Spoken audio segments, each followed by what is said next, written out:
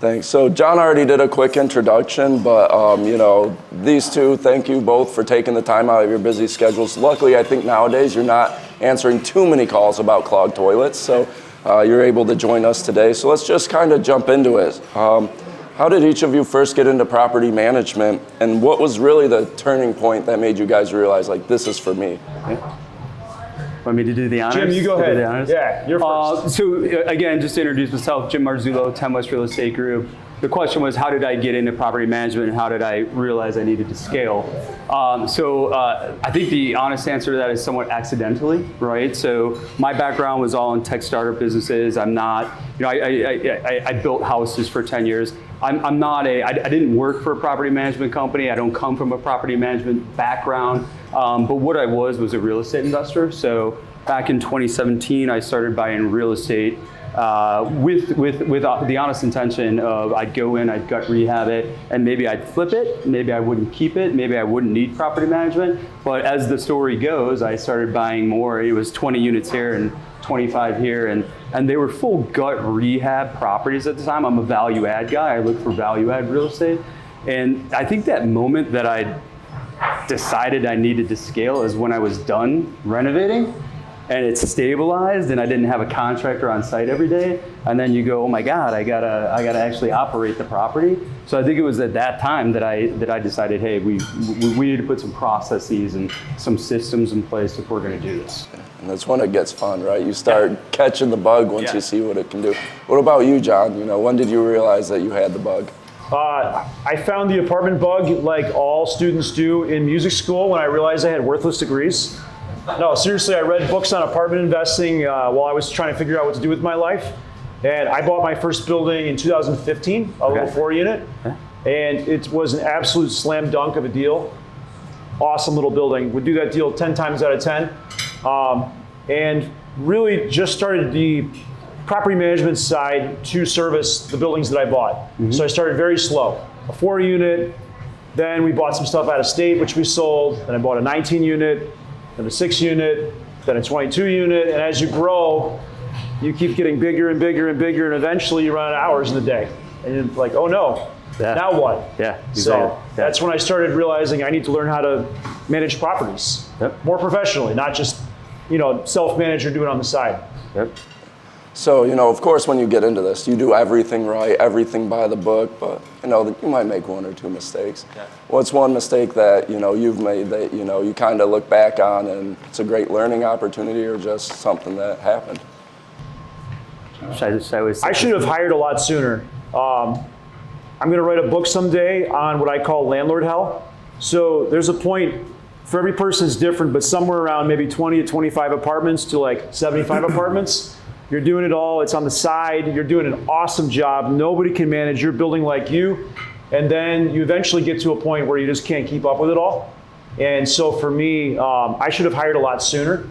A mutual friend I can give a shout out to, Mark Ainley, finally convinced me to hire someone when it was like way too late. And then once I started hiring people, I started figuring out how to build the processes and the systems that I needed to keep scaling.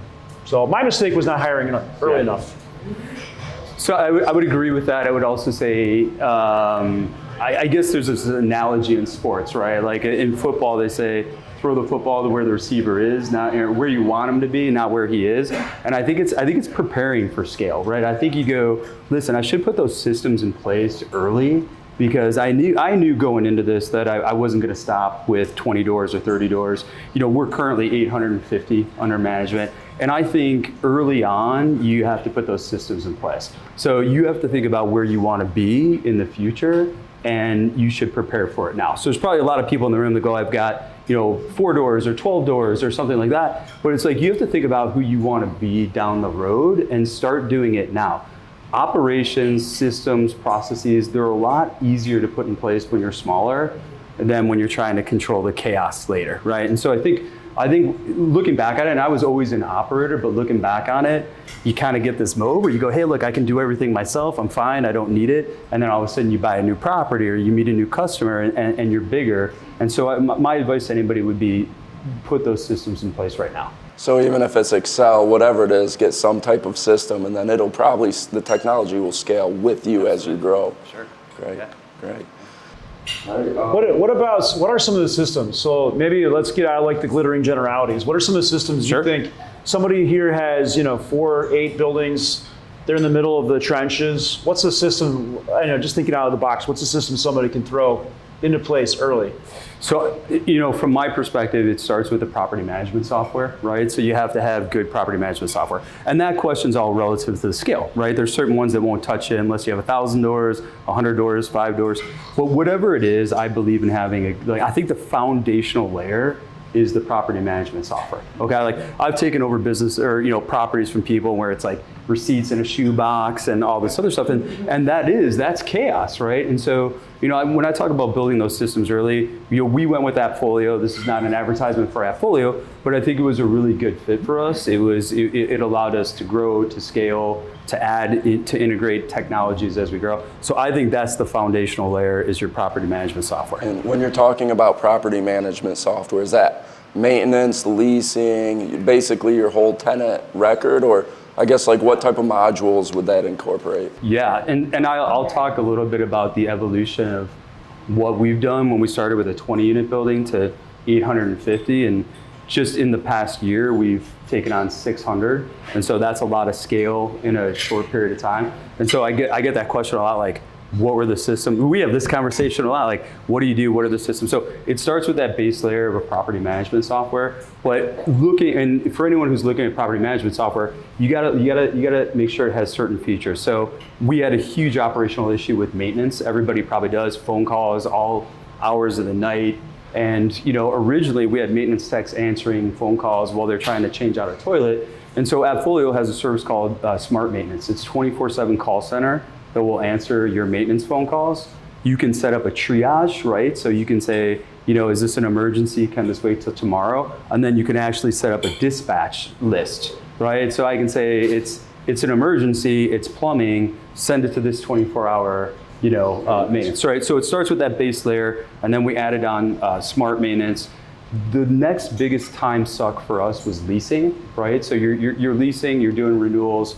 That's tough. Again, there's a huge amount, 850 units, you're getting thousands and thousands. I think we probably do 4,000 phone calls a month.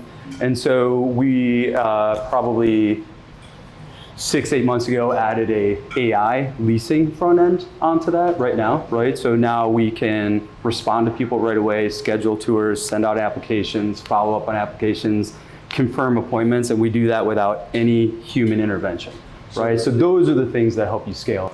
Yeah, that's a great point. And with the AI, is it even like able to fill in the PDFs for the leases and everything, that type of stuff? And so kind of backing up, like our philosophy whenever we're looking to scale and grow, we look at this and we go, what problems can we solve with technology first?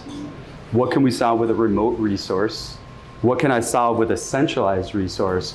And lastly, what do I need at the property, right? So like we look at everything through that lens. And so our AI, whether it's answering the phone calls or our chatbots, are also programmed to say exactly what we want them to say, especially if you're dealing with fair housing. You got to be careful, right? What you say, how you say it. And so, with the advent of this technology, it's almost becoming better than a live person on a call center because you can train it to say exactly what you want to say and to make sure it's compliant. Yeah, great. And John, what about you? Anything to add about the systems you've used or found foundational? So Jim talked a lot about the same systems. I'm on AppFolio now too, but I think when I started, I used something called Cozy that no longer exists. It was purchased by apartments.com. A lot of my clients are using Nago. I feel like that's a really good one if you have a handful of buildings because it gives you some of the tools that you need. I think it's a tough transition when you go from those types of platforms to something like AppFolio, which is really designed for employees. Mm-hmm. And I have never used Buildium, but I suspect Buildium would be the same. Smaller version of AppFolio. Yeah, smaller version of AppFolio. Yeah. I think they're owned by the same company now. Are they? Really? Okay. No, they're not. No, Colin's on it. No. But fact check right here. But I would say, before we jumped onto AppFolio, we used DocuSign. I'm a realtor, but anybody can get a DocuSign or an e-sign account. I feel like for leases, using e-signing was a huge, huge, huge time saver. And I try to do almost everything I can e-signed. So now we do that in AppFolio, but you can easily do DocuSign templates or a similar type of program for leasing and for renewals, which are as you get into the business, renewals become another time suck and another thing that comes up. So those are some of the things I think that are like accessible tools that I'm not using now, but I did use on the way to where I'm at now. Yeah. So I don't know, I try to fill in some of the things that, because like Jim, I'm on Folio, so I use smart maintenance. Sometimes it's smart, sometimes not. We also use remote team members. So that's, for those that are not in the industry yet, remote team member just simply means somebody in a different country that you've hired. And there's a lot of like mystery around this. I have employees in Mexico, the Philippines, and in Croatia. And they are people, just like people here, only it costs less, frankly, in other countries to pay people. So you can get really smart people that are able to do jobs for you. And when I started getting into this, it seemed like there was some kind of trick or something, but that's been a really important thing for me. I found people that are great people in other countries that work for me that do hugely tasks successful. That really you can do anywhere. So if you imagine yourself on vacation and you could do a thing, that means anyone in the entire world can do that thing. So that doesn't mean changing a toilet, but sending a DocuSign, yes. Calling a tenant to follow up on rent, yes. Calling a maintenance tech and checking on it, yes. So yeah, and that's the right lens to look at it. We look at it and say, if it doesn't require you to be on property, then it probably doesn't require you to be here, right? And so you can be in the Philippines. We have Philippines, Mexico, Guatemala. Yeah. We do a lot of the same. So and I think that, at least for me, that was like a dirty little secret in the property management industry, that almost every quality property management company is hiring remote talent. I think that goes back to your implementation of systems and your operational excellence. So for everyone here, AppFolio is typically 50 units and above. If you're less than 50 units, people use kind of a mix of a few, like Stess does a free bookkeeping, Anago does a lot of the property management and maintenance, things along those lines. So there's a lot of other free tools out there. And then as we're talking about operational excellence, what does that mean in your company, to each of your individual as you kind of build your culture around this operational excellence? I think for me, we're 21 properties, 850 doors, and I think it's about consistency across the portfolio, right? And so, and I think of that as consistency for my owners. What can they expect from me, right? So we have a very owner mentality. I own about a third of the portfolio, and I treat even the stuff that I don't own gets treated the same way. So I think it's about delivering consistent results. And I think on the operational side, on the company side, and this is going to sound interesting, but it's about making something that's chaotic, methodical. There's no magic, I don't think, in property management. I think it's really about being a methodical operator, right? So for me, I like to make sure that every system, every task, everything is documented. We have standard operating procedures for how to deposit a check, how to respond to emergency. So all that's pretty well known in our company. Whether you're property A or property B, you're responding to that and you're doing that task the same way. And I think that's super, super important to deliver consistent results. But what it also does for us, and for anybody, I was having a conversation with someone earlier about losing a maintenance person, which is a reality, a thing that happens to all of us, right? And so that next person comes in, and it's like, how can I ramp that person up and get that person up to speed? And when you have those systems in place, it gets a lot easier, right? When you can come in and you can hand off to somebody and say, everything that you want to know is documented. We even put a smart layer of ChatGPT over a knowledge base to kind of make it even easier. But I think that that's what I'm trying to do. I talk about property management being franchisable, not because I'm trying to franchise my business, but because what a franchise means, right? A McDonald's here or a McDonald's there, the food is the same, the brand is the same, the results are the same. And that's what we try to do property by property. The standard customer experience across your portfolio is really what you're looking for. Yeah, and at a high level. Yeah, exactly. Right. Yeah, that's awesome. What about you, John? I was going a different direction only because I like to, Jim's awesome. So I this year put our mission statement onto the website, which helped me and my team because I could say, here, if you don't know where it is, what we're trying to do, just look at our website. It's the very first thing. Responsive and persistent. So back to, this is kind of a business where it's like making sausages. You're doing the same thing over and over and over again. You have to be responsive when you have calls, and you have to be persistent when there's problems. Honest and transparent. Bad things happen when you own rental properties. It happens, and just call it what it is and fix it and move on. Relationship oriented. Like, I've built my business on having a lot of the same people in the business for many, many years, which has been a huge part of my success. And I think that that was part of what I wanted and the company culture. Mentoring, accountable, and growth-minded. So all very similar things, but just putting that on the website helped me.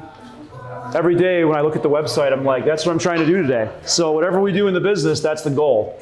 We don't always achieve it, but at least it's front and center. Absolutely. We have our core values on our wall in our conference room at the office, and they're very similar. 5-star customer service, operationally efficient, problem solvers, integrity, all those things. So I would agree with you there. Building a company culture that supports that is important as well. Yeah. So with your operational excellence, it's clear that you have a very high bar and you hold your employees to a high bar. So not only yourself, but how do you and your kind of rock star employees, how do you all avoid burnout when you're building and scaling at this level? Yeah, I think that's real. And I for anybody who's ever managed a property, burnout is real.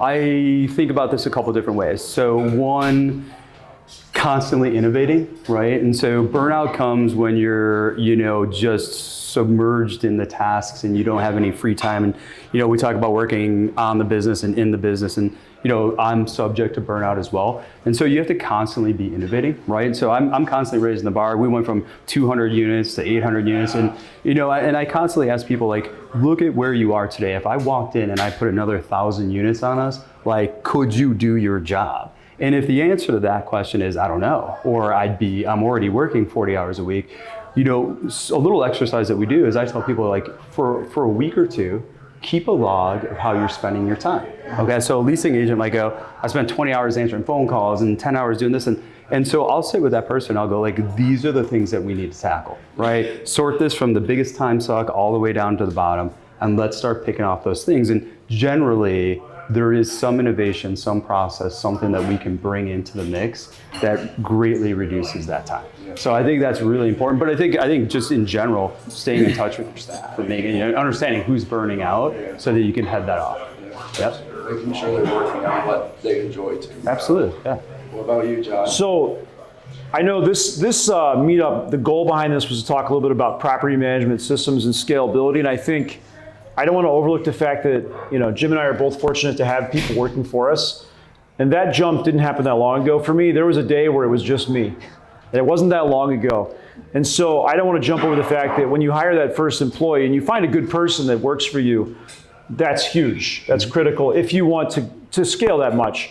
Kind of going off track a little bit. You don't have to hire a bunch of people. You don't have to grow to have excellence. So I want to make sure we're not just talking about building a huge property management company, because you also can build systems and things to be very, very lean. So I don't remember where the question was, but I want to make sure that I didn't lose sight of the fact that not everyone's goal is to have 10,000 units. Some people want to have 50 and figure out how to avoid burnout. And I do think that if you want to grow past a certain point, you need people. But if you want to stay small and lean, I think that a lot of these systems can allow you to avoid burnout. Maybe you choose to invest in a smart maintenance so that you have a 24/7 emergency call center so you can sleep, so that your trusted handy people will get the call. That would be an easy way to avoid burnout. You can outsource bookkeeping to third-party bookkeeping companies if you don't like doing bookkeeping. There's tons of companies you can hire. And I would add to that, and I would say burnout is probably more likely when you're smaller, right? So when you get to it, when you're fortunate enough to add staff, and so scale is your friend here, right? So scale is a great answer to burnout as well. Is like, if you can scale, I think it becomes a lot easier, which was our decision to scale. I think burnout is actually higher probability the smaller you are when you're doing a lot of stuff yourself. So I think it's, to answer that, I think it's even more important to have systems when you're smaller. Sounds counterintuitive, but it's like, that's what helps you if you're running it yourself or you're running it with one person. You got to have those systems in place. Almost more important when you're smaller. Last summer I had the first time where we had, we've been growing exponentially every year, and we had our first year, we had, I think it was 28 unit turns in 1 month. And I don't have 28 full-time guys working for me, so I had to figure out how to get them all turned. And we turned them all and leased them all. And I was like, that's pretty cool. And I wasn't that stressed. I worked hard, but it wasn't that hard. Yeah. But I remember, 3 or 4 years before, if I had 2 turnovers, I'd be like, oh my gosh, how are we gonna get through the month? And there's different systems that you can get along the way that can help with that. And a system doesn't have to be a person, doesn't have to be hiring. It can be as simple as I found a flooring company where I buy in bulk. So now for our turns, we just order a pallet of flooring and it's like boom, boom, boom, boom, boom. Again, we're making sausages here. This is not complicated. My apartments are not like, they're not unique. I don't design them special. Everyone is the same. Systematized. It's boring. We know what our turns look like. We paint all of them a certain color. We put in the same light fixtures. You do the same things over and over again. And that helps with the burnout because then you don't have to make as many choices. And your team can make choices for you. But to that point, boring is what you want to be. Like you want it to be mundane, right? Like when you get to the point where it's mundane and methodical, and that is when you can sit back a little bit, right? When you have it running so efficiently that it feels methodical, that's when you know you're leveraging everything, right? The systems, your scale, your other people, right? Even not hiring someone, just calling up a vendor to do something, right? That's great.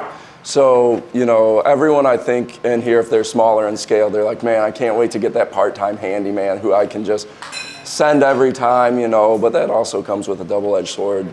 Between you two, what is your most important hire either of you have made? What was the question? The most important hire. I can go first. Go ahead. Accounting. Yeah. So property management, in my opinion, is like probably 60 to 70% accounting. You think you're doing maintenance, but you're actually doing accounting. You're just doing maintenance that turns into accounting. You think you're leasing, but you're actually just doing leasing that turns into an accounting. Everything's accounting in property management. So I know it's terrible, Danny. And I never took an accounting class in college. And it's the one part of my business that I'm still really grinding away to learn. So for me, hiring an awesome accountant was huge. Yeah. I just a slightly different take on it. So for us, and this is like kind of a structural question, like we decided to centralize accounting. So we effectively took the accounting out of the properties and brought that in centrally. So we have 21 properties that we run out of our office and all of our accounting is done centrally. For us, and I would say in that, right, someone who can run accounting is important, just a different model, whether you do it at the property or you do it centrally. So it's all a matter of structure. Scale allows you to do stuff a little bit differently.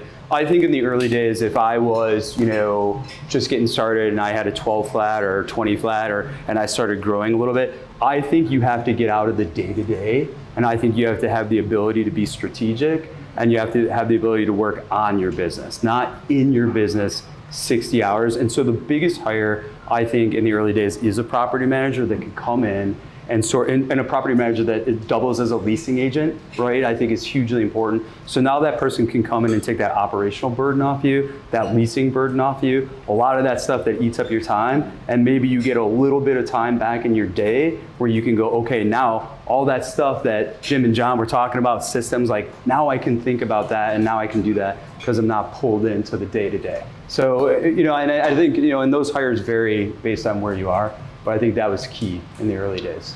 Great. So I want to pause real quick and see if we have any questions in the group here from anyone. Yeah, good. Just out of curiosity, maybe it's a general question for everyone here. How many of you property owners use cameras to manage your properties?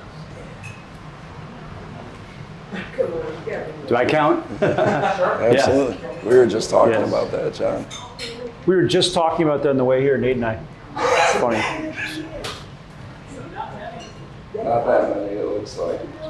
Do you have any take? So I do, and I had this theory early on. So, if you kind of understand structurally, like I try to centralize a lot of this stuff and figure out how do I operate most leanly at a property. So I had this theory, and I still have this theory, that with a camera and a smart lock, you can do a lot of stuff at a property, and I think that that's true, right? So if I can have eyes on the property through my cameras and I can control access to the unit, there's a lot of stuff that you can do, especially when you're small and it's hard to be in two places at once.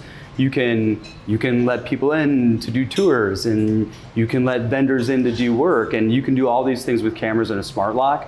I won't claim to have perfected the strategy, but I think that the way that we're going and the way that you have to, this is a lean business to operate, I think there's something to that. And even I'll give you another good use case of how we use it. So one of my pet peeves is contract services. Your garbage guy, your landscaper, your snow contractor. Are they working? Are they doing that? You get a bill and they say, I pushed snow twice last night. You can go back to the cameras and you can say, no, you didn't, right? And so I think cameras are a great idea. Not only that, like a whole nother topic for another day is property insurance and slips and falls and all these other things that it can really help you with liability as well. I personally use cameras. Good, I like it. We got another camera person in the room. You have thoughts on that? I love the idea of cameras. I recently spent a lot of time getting 2 estimates from 2 different contractors for cameras and just couldn't stomach the ridiculous prices that they were charging me. And I don't want to learn how to put cameras in, so I haven't figured it out yet. I'm not against it, and I think there's some value. We had cameras in one building, and we were just constantly getting so-and-so stole my package calls, and I never made any like really meaningful property management decisions based on it. And all of our vendors are in-house, so we already kind of know what they're doing anyway, pushing snow or cleaning, and I don't know. If anybody has a great low voltage person who's not ridiculously expensive, I'm not against it. Might have one. Yeah, maybe. The not ridiculously expensive. The expensive is the hard part is, And these camera systems are getting more and more sophisticated, right? So they are. With the advent of AI technology, it can alert you of certain situations of robbery. So that's where some of that cost comes in as well. So objectifying when people are saying it's invasive privacy though too. Like, are you having them in the hallways? Are you letting them know that in the lease signing? Like. yeah, you have to disclose it. You have to let people know. And we're not pointing them at units. We're not looking in windows. But it's I typically like to have stuff in my hallways so I can get it. I like to see the front of my doors. I like to see my vestibules, and I like to have a 360-degree view of my property so I can see what's going on. But absolutely, yes, you have to disclose that you're doing it. So do you have like an attorney review that clause and see like if it's sufficient? Have an attorney. I'm not an attorney, so I'm not going to give legal advice. But yes, you should have an attorney look at some sort of clause in your lease that says we operate cameras for this particular purpose, and yes, like we're not doing anything with your likeness or your image, that type of stuff. And then you said for the smart lock, how do you deal with like if you have an electricity issue? Because I hear a lot like in my office right now, I actually have the smart locks there, and then they're not working. They're defective. They're issues. Yeah. And electricity goes out. It's a great question. Now you can't get in. Like now you gotta give everybody a key in case of an emergency. Yeah. Then what if you have a situation where people can't get in, they don't have a key? Like how have you had that issue? We do, and I'm very particular about my smart locks, and I work with a company called Remote Lock, if anyone's ever heard of that. And so they're pretty agnostic. They work with a lot of locks. And so my requirement for a lock is, yes, I love it to be online and to work Wi-Fi, but Wi-Fi is not stable as well. So when I look for a lock, I still look for a tactical touch screen, right? So if power goes out, they're battery operated. If Wi-Fi goes out, you still have that fail-safe tactical screen that you can get into. Most of our locks have a fail-safe key that's master lock. So that's a great, excellent point, and I love thinking about that from different angles. It's all about the lock that you pick, because yes, like we have gone down a bad path where it's like even if the Wi-Fi is down, the person can't get in there. And there's 2 reasons why I want smart locks. Like for any of us, like if you look at where you spend time, like lockouts can be a lot of time spent. And yes, you might charge the tenant for it, but that is not a money-making thing for us. I'd rather not have people locked out.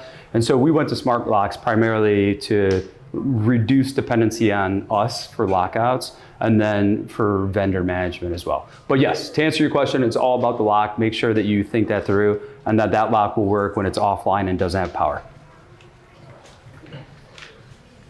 Good questions. Is there an archetype for a small investor who should hire out property management versus go lean like you guys are talking about? Build system?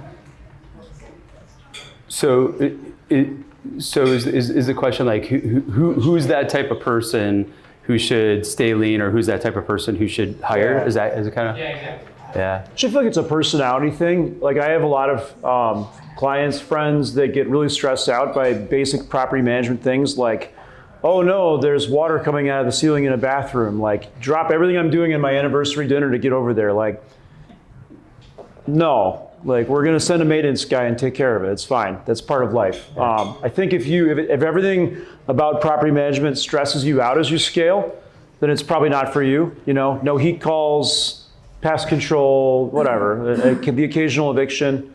And I also think You probably know who you are, right? It's You got the EBGBs right now. I think people look at themselves and go like, I know if I'm cut for this or not. Like, I know if I can do this or if it's time for me to hire a property manager. So I agree with what John's saying. I also think it's to John's point earlier, some of us have grand ambitions to grow huge and big and have 3,000 units. Like, if that's your ambition, I would say start that process early. Get a good property manager in place because you know where you're going and you're going to scale. But there's some people that say, look, like, I'm going to have 2 to 3 properties. This is sort of something that I'm going to do and I want to manage and I like it. But I think the answer to that question is I think most of us know who we are. I knew right away that I was going to scale, go big with this, and that there was a better use of my time than doing some of that. And I was going to find someone who really liked doing that, and it was a win-win.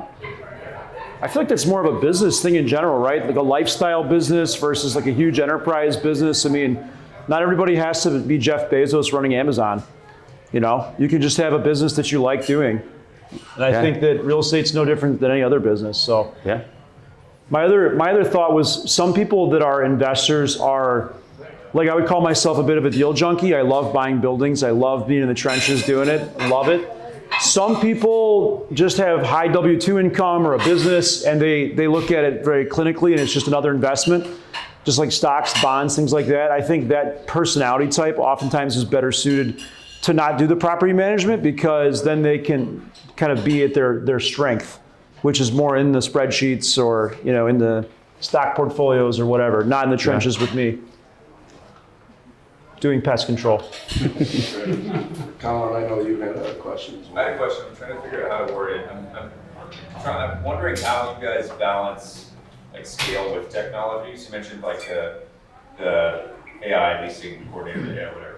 I know that there's some people who say, well, we don't want that. We want there to still be sort of a personal touch, but maybe it's more efficient. And there's so many new tools, especially in real estate, that are coming out. And so as you consider the employee experience and the tenant experience, and just the efficiency of the company and the operations, I'm curious how you balance like where we're going to use technology, where we're going to stay more organic. Like, how do you guys think about that piece?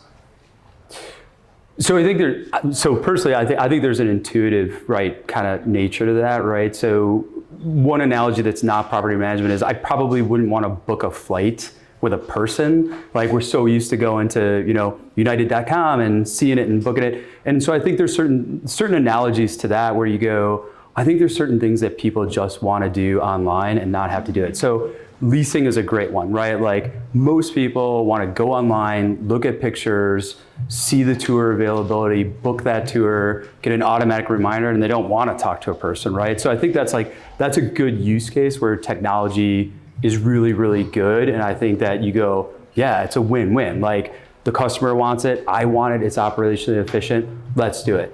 There's other things, like if I'm a resident and water's coming down through my ceiling, I probably don't want a computer in that. Like, I probably want to talk to somebody and voice my concern and know that it's handled and be reassured that, hey, help is on the way, right? And so but even in that situation, right, like, there's some right-sized technology for that, right? So that call at 2 a.m., I'm not answering that. That's smart maintenance at 2 a.m. that's live answering that, giving that person the reassurance that, hey, we're on our way. They're running it through our triage tree and they know who to dispatch that to, right? So like, even in that situation where there's a personal touch, I always like to think that there's some underlying technology that can make that more efficient.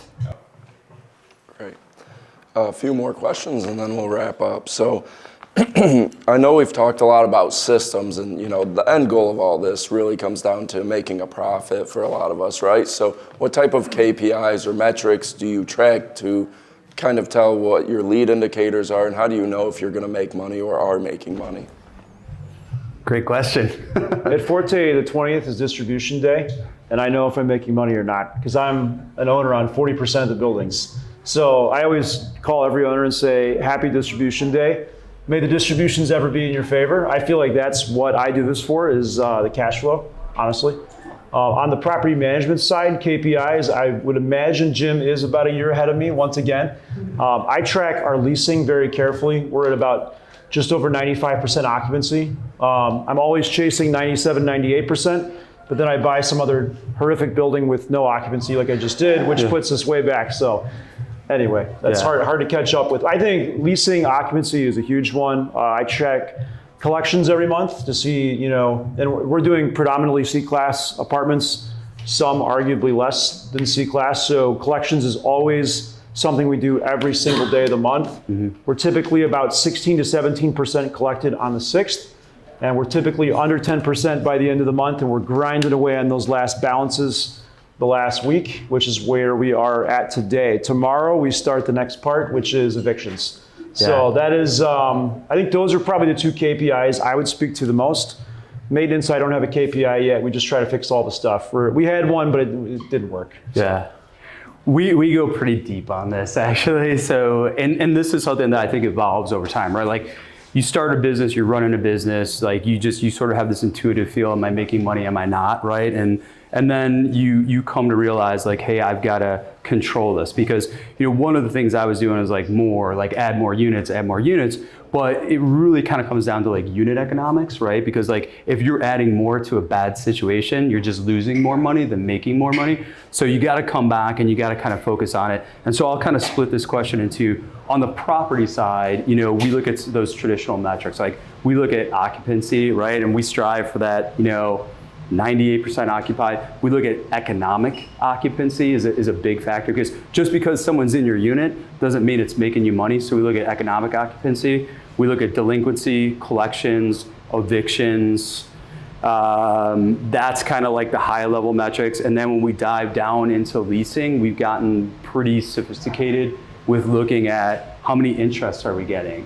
How does that result into a tour? Does that result into an application? Does that result into an approved application, right? And so we look at a lot of things. I mean, interesting little tidbit that we discovered poking around in data, the faster that you respond to a resident, the more qualified tenant you'll bring in. Okay, so there was a time when we were answering phone calls, someone would call on a Monday, we didn't get back to them until Wednesday, they didn't tour until Friday, they didn't submit an application until Saturday, and then we go, this person's not qualified. Why are they not qualified? And it's the speed at which you do it, okay? Because the people that are qualified went and found another place, okay? And so there's a direct correlation, and we've looked at this 8 different ways, between the way that you turn around an inquiry to how qualified the leads are, right? And so just when you start playing around with some of those data, and again, this is something that's kind of new for us this year, diving deeper into this, but that is how you look at making, and then obviously expense ratio,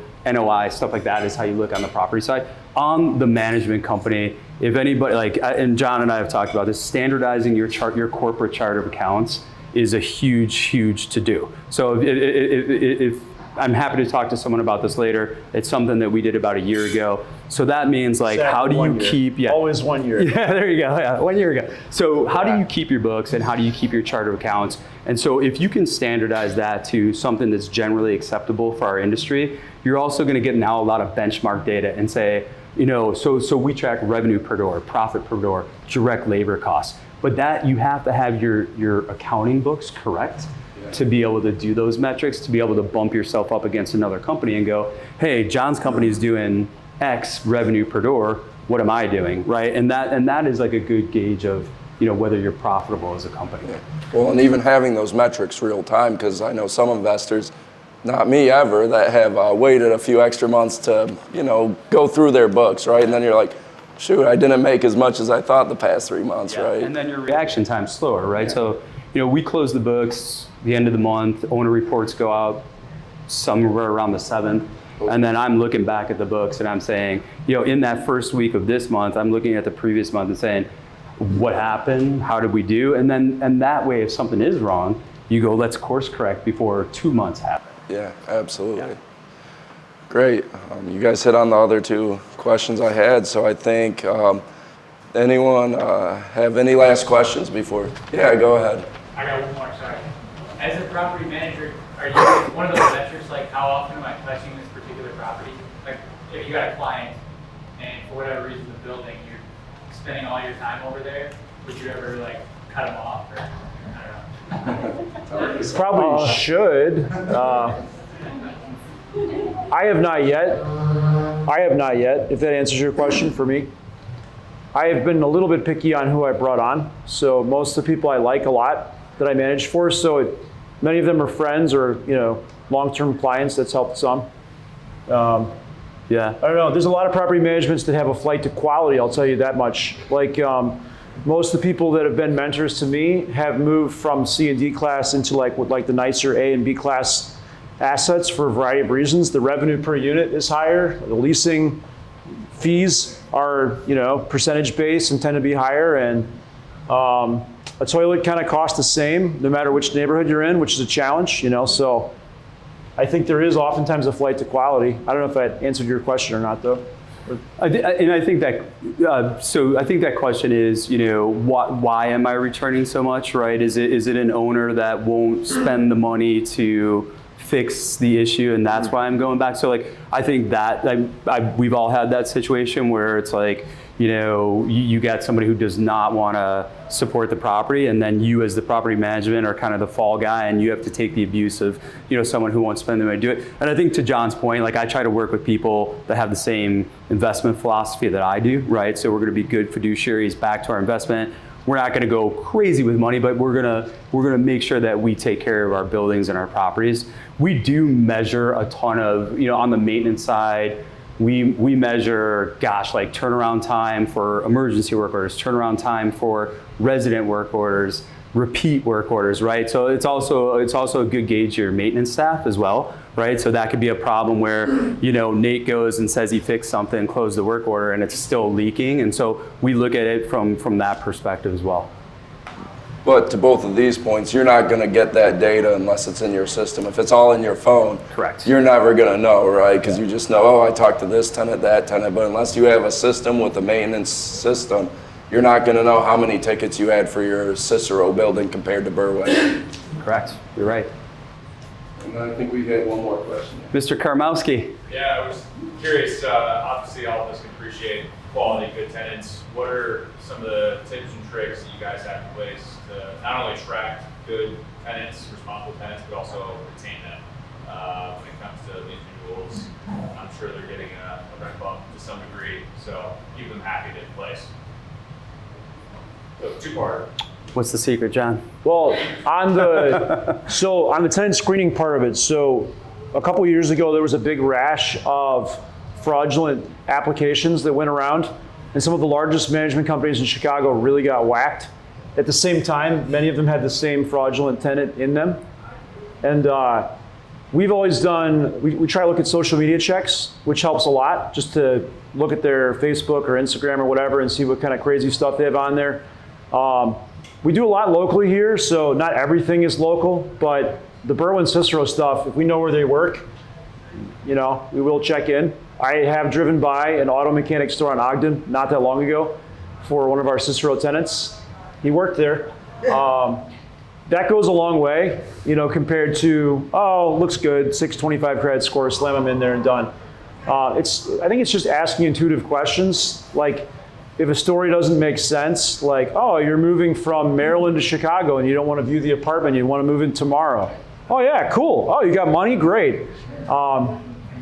It's not common sense. We know that because a lot of this stuff works. That's why the fraud is out there. But having those redundancies in place, having multiple reviews. So like, I don't any longer review every single application, but I would say I probably review 40% of them beyond my lead property manager who reviews all of them. So that helps.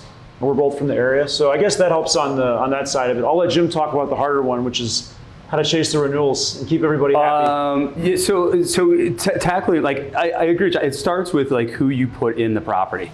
Like, that is huge. You got, you have to get the right people in the property. Fraud is huge. We recognize that early on. And that's why we centralized our leasing operations. So all of our leasing, screening, applications, everything happens through a centralized team, partially in our office in Westmont, and then we have some remote resources that help out with that. And one of the things that and everyone's probably just like, fraud comes in waves. So when I had 7 property managers screening 7 properties, it was hard for me to get out in front of this, like, hey, there's a Eastern European trucking company that's, doing this, and I would have to like go around to all the property managers and teach them about new fraud that's coming out. So I think like once we centralize that and we brought all the leasing operations centrally, it's sort of like this knowledge trust that we can react a lot faster when fraud comes up because we're running it centrally. So that was huge for us. Obviously, screening software, we're doing ID verification, background screening, criminal screening, employment verification, rental history stuff. So nobody gets a pass, right? So we run that through the process. Everybody has to go through that. We have to check all those boxes before we'll let somebody in. And it's tough, right? When occupancy is low and you're like, I really like to get people in there, you got to stay strong and you got to make sure that you go through that process. So I think that's huge. Staying on top of the fraud curve is also huge. Retaining people, so especially if you operate properties in Cook County, you've got this long timeline. You have to be out. We start our renewal process 120 days out. In Cook County, it's a 60-day notice if you're not going to keep somebody. So that was huge. Like starting it and giving enough people to make a decision and enough time on it. We also know through data there's a direct correlation between how well the property is maintained and how well you retain residents, which is why every time we do a renewal, right, we get a renewal fee from the property and a share of that goes to our maintenance techs. So the higher renewal rate, the more their monthly bonuses. So they feel like they're really connected in making sure they're turning around resident work orders. The curbside looks good. So, making sure that everybody's marching in the same direction and knows like, hey, this is a team sport, making sure that people renew. Just when you speak about renewing, is there a percentage you use? Like renewal rates, how much are we bumping rents? Is that the question? What are you finding out, like if you go up too high, what's considered too high?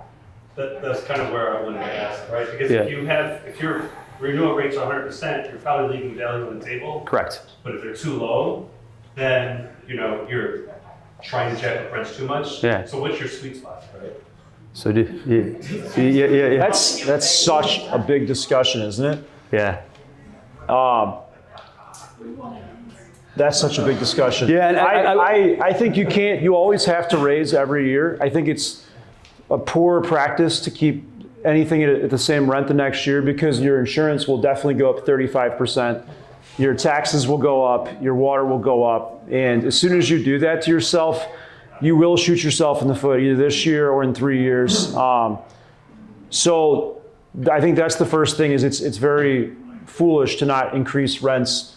We are in a business. If you went across the street to that McDonald's, when I was a kid, they had the dollar menu. There's no dollar menu at McDonald's. So don't think that just, don't run your business like we're in 1996 and they have a dollar menu. I think you have to raise. I think you have to look at the market and you have to raise appropriately with the market. You don't have to be crazy. You can also stay slightly below the market if you're trying to keep occupancy high. There's a bit of an art to it. I definitely, we manage primarily workforce housing, I would call it, or C-class, like bread and butter apartments. They don't often have air conditioning, but they're nice and clean and they're good spots. And the goal is to retain, but also to get those increases in renewals. I think that I don't find I normally send a renewal that's much less than 2.5% to 3%. Sometimes a lot more because then that gives you a chance to negotiate. And I'll give the floor back to Jim in 1 second. But one thing I started doing this year that helped us a lot because in Cook County you have to give 60 days notice, and in Chicago 120, which is super annoying on New Year's Day when you send out those renewals every year, which is the dumbest thing. But one of the things that I started doing, because you can't get the residents to respond, and you're always flying blind, and then like 2 weeks before, you're like, are they moving? Are they not moving? Yeah. So we've started doing is we send in our renewal letter automated. If you don't respond within 30 days, this is your notice of increase. It goes up 20%. So that protects the owner, in some cases me, in some cases somebody else, so that if they don't respond, they immediately have that new month-to-month charge, and then we're on them. 30 days out, we're like, hey, you didn't sign. Here's your new charge. We're going to start showings. Are you moving out? What are you doing? We want to show your apartment. We want to lease your apartment. Then you start getting a response. And so that has worked out spectacularly well. We do it in Appfolio. It's really easy to send out a dual. You can send out more than that, but for my stuff, sending out a yearly option and a 20% increase month to month has been awesome. So yeah. And I think John is right. So I think it's very situational to your property, right? Like, so it's like, where am I? Am I 100% occupied? Am I 70% occupied? That's going to weigh heavily on my decision to what I do. But all things being equal, right? You have to outpace expenses in the building. So to John's point, like taxes are going up, insurance is going up, the gas in the guy's car that came to fix your plumbing issue is going up. So like all of my costs are going up. So to be in this business and to be an investor or to be a fiduciary back to a building you're managing, you gotta keep an eye on that, right? So if the expenses are going up 4% a year and I'm raising rents too, we're inverted and not in a good way, right? And so I think you got to pay attention to that because everybody's in this business to make money. We're in it to make money. The property owners in it to make money. And by the way, sometimes we're raising rents just to keep pace with expenses. I know that's a really tough concept for renters to understand because some people don't get it. They don't get a tax bill. They don't get it. We do our best we can to kind of educate people about that. We're kind of nerds with data. We look at like where we are in the market twice a year. Whatever market we're in, Glenelg, LaGrange, Lombard, we do a pricing analysis and we see what our competitors are doing, what are they offering, where are we positioned in a market where maybe we have a good market share, like LaGrange, we've got several buildings there. I'm almost setting the market there, right, in a certain area. And so I think there's a lot that goes into that. But that's not the answer you were looking for. It's like, what is the sweet spot? It's somewhere between 3 and 5%, I think, is kind of where you're at to keep pace with expenses going up. And I think people have come to expect at least a 3% increase in certain markets because that's what you need to do to keep pace. Great. So real quick before we wrap up, do any of you have any last actionable insights for people who are looking to scale and kind of get to where you guys are at? I'll go first. I still believe, like a couple years ago when I was going through that landlord hell, like I call it, that 30, 40, 50, 60, 70 units, that was a tough spot to be in. And you have to make some strategic decisions on how you can either build a lot of efficiencies so you don't burn out, or you have to scale right through that and build an organization. And I think that these networking groups and people are the answer to that. You can find people that have done either. And I know some of the people in this room that have done both, kept a lean, mean, really awesome operation that they run almost themselves, but they do it all from their cell phone. And I know there's people in this room that have an organization with multiple layers and accounting and maintenance and leasing. And I think that there's no right answer, but I think that networking and people is the answer to getting the information that you want. It's probably not online. It's probably in this room. So I would encourage you to meet everybody you can here. There's a lot of smart folks in here tonight. Yeah, I would agree with that. I would say get systems in place early, right? So even if you're, a duplex, a 4-flat, but you have ambitions to grow bigger, start thinking about, where I want to be and how do I get a system in place to scale. So I think that foresight is helpful. And then to John's point, like this is the first step right here. Organizations like this, talking to people, exchanging ideas. John and I talk a couple times a month and bounce ideas off of each other. Great resource for me. I think doing a lot of that goes a long way, right? So get out of the vacuum, talk to other people and see what they're doing, but get those systems in place. I think that's huge. All right, great. Let's get a round of applause. Yeah, thanks, guys.